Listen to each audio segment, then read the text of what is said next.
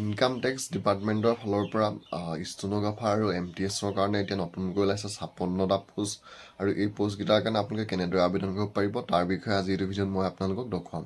তো বন্ধু বান্ধৱীসকল, পদকেইটা ওলাইছে ষ্টেনোগ্ৰাফাৰ আৰু MTSৰ কাৰণে আৰু টোটেল পদ ওলাইছে আপোনালোকৰ 56টা ইনকাম টেক্স ডিপাৰ্টমেণ্টৰ ফালৰ পৰা। আৰু এই পদকেইটা আপোনালোকৰ অনলাইন আবেদন আৰম্ভ হৈছে 15 মাৰ্চ 2025ৰ পৰা ইয়াৰ যি অনলাইন আবেদন আৰম্ভ হৈছে। আৰু আপোনালোকৰ এই পদকেইটাৰ আবেদন কৰিবলৈ হ'লে লাষ্ট ডেটটো হৈছে 5 এপ্ৰিল 2025লৈকে আপোনালোকে আবেদন কৰিব পাৰিব। আৰু বয়সৰ ক্ষেত্ৰত আপোনালোকৰ ষ্টেনোগ্ৰাফাৰৰ কাৰণে ধৰি দিছে 18ৰ পৰা আপোনালোকে 27 বছৰ বয়সলৈকে আবেদন কৰিব পাৰিব। আৰু যোনটো মাল্টি টাস্কিং ষ্টাফ MTSৰ কাৰণে আহিছে আৰু তাৰ কাৰণে আপোনালোকৰ বয়সৰ ক্ষেত্ৰত ধৰি দিছে আপোনালোকে 18ৰ পৰা 25 বছৰলৈকে আবেদন কৰিব পাৰিব। দৰমহাটো ধৰি দিছে ষ্টেনোগ্ৰাফাৰ গ্ৰেড 2 লেভেলত আপোনালোকৰ 25,500ৰ পৰা 81,100 টকা পৰ্যন্ত হ'ব।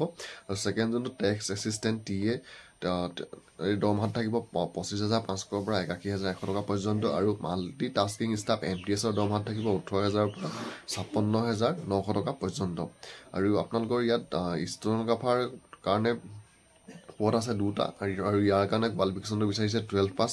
আৰু ছেকেণ্ড যোনটো টেক্স এছিষ্টেণ্ট TA কাৰণে পদ ওলাইছে, ইয়াৰ কাৰণে আপোনালোকৰ পদ আছে 28টা আৰু ইয়াৰ কাৰণে আপোনালোকৰ শিক্ষাগত অৰ্হতাটো আপোনালোকৰ গ্ৰেজুৱেট বিচাৰিছে। আৰু 3 নম্বৰটো যোনটো মাল্টি টাস্কিং ষ্টাফ MTSৰ কাৰণে ওলাইছে, ইয়াৰ কাৰণে টোটেল পদ আছে আপোনালোকৰ 26টা আৰু ইয়াৰ কাৰণে আপোনালোকৰ শিক্ষাগত অৰ্হতাটো বিচাৰিছে আপোনালোকে মেট্ৰিক পাছ হ'লেই আবেদন কৰিব পাৰিব। তো প্ৰথম পদটোৰ কাৰণে আপোনালোকৰ MTSৰ কাৰণে মেট্ৰিক পাছ, তাৰপৰা TA টেক্স এছিষ্টেণ্টৰ কাৰণে গ্ৰেজুৱেট বিচাৰিছে আৰু যোনটো ষ্টেনোগ্ৰাফাৰ হয় তাৰ কাৰণে আপোনালোকৰ হায়াৰ ছেকেণ্ডেৰী পাছ বিচাৰিছে।